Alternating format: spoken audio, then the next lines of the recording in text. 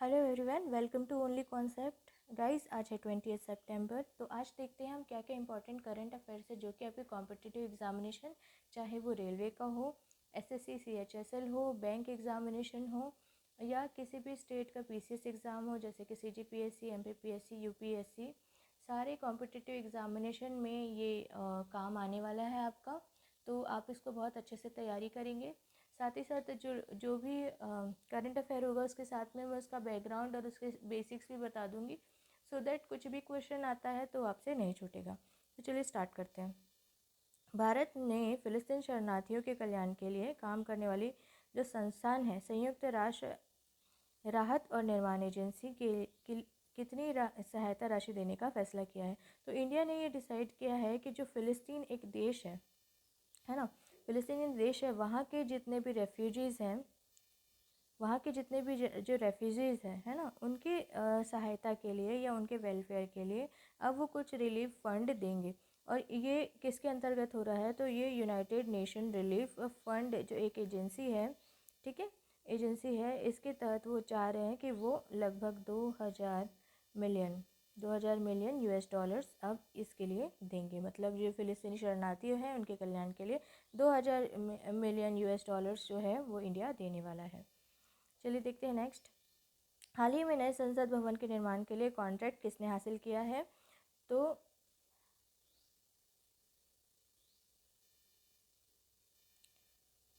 इसके लिए आपको उस जो कंपनी है उसका नाम बताना है। तो ये जो कंपनी है जिसने कॉन्ट्रैक्ट हासिल किया है, इनका नाम है टाटा प्रोजेक्ट्स लिमिटेड। ठीक है, टाटा प्रोजेक्ट्स लिमिटेड ये कंपनी है जिन्होंने ये कॉन्ट्रैक्ट हासिल किया है।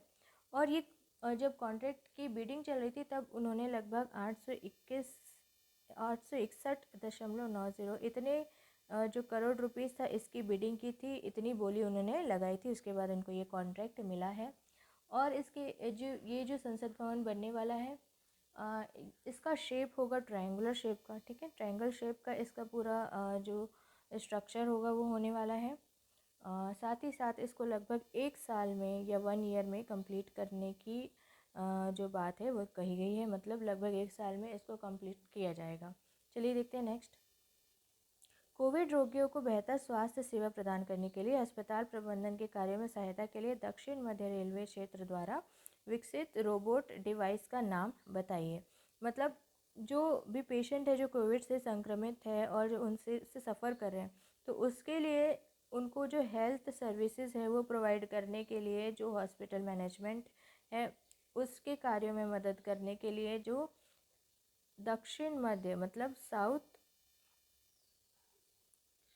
साउथ सेंट्रल जो रेलवे है, ठीक है, साउथ सेंट्रल रेलवे एससीआर, उन्होंने एक रोबोट डिवाइस जो है वो डेवलप किया है।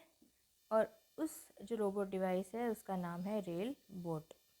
देखिए, आप इसको बहुत आसानी से याद कर सकते हैं क्योंकि साउथ सेंट्रल रेलवे ने डिज़ाइन किया इसलिए रेल आ गया, और रोबोट है इसलिए बोट आ गया। तो ये किस लिए होगा? कोविड-19 के जो पेशेंट्स हैं उनको बेहतर हेल्थ सर्विसेज प्रोवाइड करने के लिए जो हॉस्पिटल मैनेजमेंट है उसके जो कार्य हैं उसमें सहायता करने के लिए एससीएल द्वारा इसको डिज़ाइन किया गया है। चलिए देखते हैं नेक्स्ट। भारत सरकार सार्वजनिक क्षेत्र के बैंकों में कितने रुपए का निवेश करेगी? अभी जो इंडियन गवर्नमेंट है उन्होंने डिसाइड किया है कि जो पब्लिक सेक्टर के बैंक होते हैं, है ना, सार्वजनिक क्षेत्र के जो बैंक होते हैं उनके लिए वो लगभग 20,000 करोड़ रुपए का जो निवेश है वो करने वाली है। साथ ही साथ जो स्मॉल इंडस्ट्री डेवलपमेंट बैंक होते हैं, लघु उद्योग विकास बैंक होते हैं, उन्होंने ये बात रखी है कि उनको जो शिशु ऋण होता है जो कि प्रधानमंत्री मुद्रा योजना के अंतर्गत दिया जाता है, आपको जैसे पता है 3 होते हैं, शिशु, किशोर और तरुण। ठीक है, तो 50,000 से लेकर 10 लाख तक के इन स्कीम्स के तहत क्या होते हैं, लोन दिए जाते हैं। तो इसमें भी लगभग 2% की जो सब्सिडी है वो मांग की गई है स्मॉल इंडस्ट्री डेवलपमेंट बैंक के बैंकों के द्वारा। तो इस तरीके से आपको इसको याद रखना है। किस देश ने हाल ही में देश के सभी लोगों को मुफ्त में कोरोना वैक्सीन देने की घोषणा की है? तो ये घोषणा की गई है या ये डिक्लेरेशन किया गया है जो अमेरिका के प्रेसिडेंट है डोनाल्ड ट्रंप, उन्होंने अपनी ये इस योजना के बारे में जानकारी दी है। अब जो अमेरिका है वो अपने जितने भी देश के लोग हैं उनको फ्री में कोरोना वैक्सीन जो है वो प्रदान करेगा। तो ये किस देश के द्वारा की गई है? तो ये अमेरिका के द्वारा घोषणा की गई है। चलिए देखते हैं नेक्स्ट। भारत के प्रधानमंत्री नरेंद्र मोदी के जन्मदिन को चिन्हित करने के लिए देश भर में आयोजित विशेष सप्ताह का नाम क्या है? ठीक है, तो इसको ये जो सप्ताह है इसका नाम रखा गया है सेवा सप्ताह। क्या नाम रखा गया है? सेवा सप्ताह, सेवा सप्ताह। ठीक, ये नाम रखा गया है। जो हमारे प्राइम मिनिस्टर है नरेंद्र मोदी जी, उनका जन्मदिन था 17 सितंबर को, याद रखिएगा। 17 सितंबर को प्रधानमंत्री नरेंद्र मोदी जी का जन्मदिन था और इसी को चिन्हित करने के लिए, इसी को ही मनाने के लिए 14 से लेकर 20 सितंबर तक सेवा सप्ताह मनाने के जो भारतीय जनता पार्टी है, जो कि सबसे बड़ी पॉलिटिकल पार्टी है इंडिया में, उन्होंने ये सेवा सप्ताह मनाने की घोषणा की थी और ये मनाया जा रहा है 20 सितंबर तक के। और इसमें जो स्वच्छ भारत से रिलेटेड अलग अलग जो कार्यक्रम है वो चलाए जा रहे हैं। चलिए देखते हैं नेक्स्ट। अंतर्राष्ट्रीय लोकतंत्र दिवस कब मनाया जाता है? तो अंतर्राष्ट्रीय लोकतंत्र दिवस मतलब इंटरनेशनल डेमोक्रेसी डे हर साल मनाया जाता है 15 सितंबर को। तो ये फैक्चुअल क्वेश्चन है, आपको ऐसे याद रखना है। 15 सितंबर को मनाया जाता है अंतर्राष्ट्रीय लोकतंत्र दिवस। चलिए देखते हैं नेक्स्ट। किस संस्थान ने AICTE का उत्कृष्ट संस्थान विश्वकर्मा पुरस्कार 2020 जीता है? तो ये जीता है कॉलेज ऑफ इंजीनियरिंग पुणे ने। इसको जीता है कॉलेज ऑफ इंजीनियरिंग पुणे ने। ठीक है,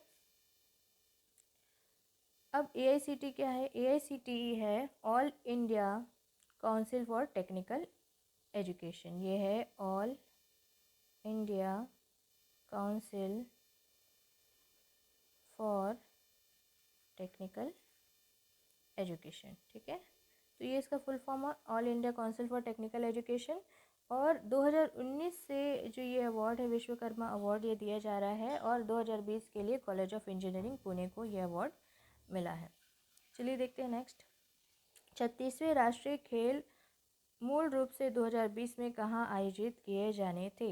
मतलब 36 जो नेशनल गेम्स हैं वो कहाँ पर होने वाले थे 2020 में, और जो कि अब आयोजित नहीं किए जाएंगे। तो ये होने वाले थे गोवा में। ठीक है, नेशनल गेम्स होने वाले थे गोवा में, जो कि कोविड-19 के कारण इसको स्थगित किया गया है। अक्टूबर नवंबर में ये गेम्स होने वाले थे। ठीक है, अक्टूबर नवंबर में ये गेम्स होने वाले थे, जो कि अभी जो कोविड-19 महामारी है उसके कारण इसको स्थगित कर दिया गया है।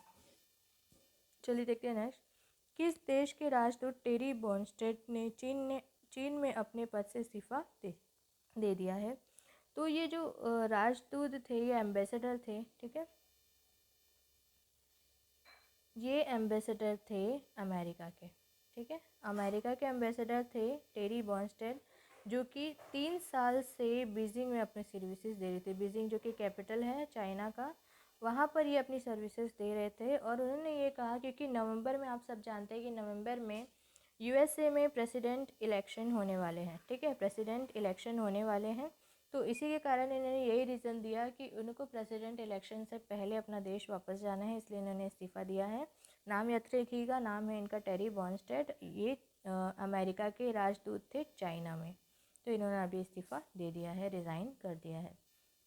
तो गाइज़, आज का करंट अफेयर होता है यहीं ख़त्म। आई होप आपको लेक्चर पसंद आया होगा। अगर आपको लेक्चर पसंद आता है तो आप चैनल को सब्सक्राइब कर सकते हैं और इसी तरीके से अपनी तैयारी कंटिन्यू रखिए। All the best.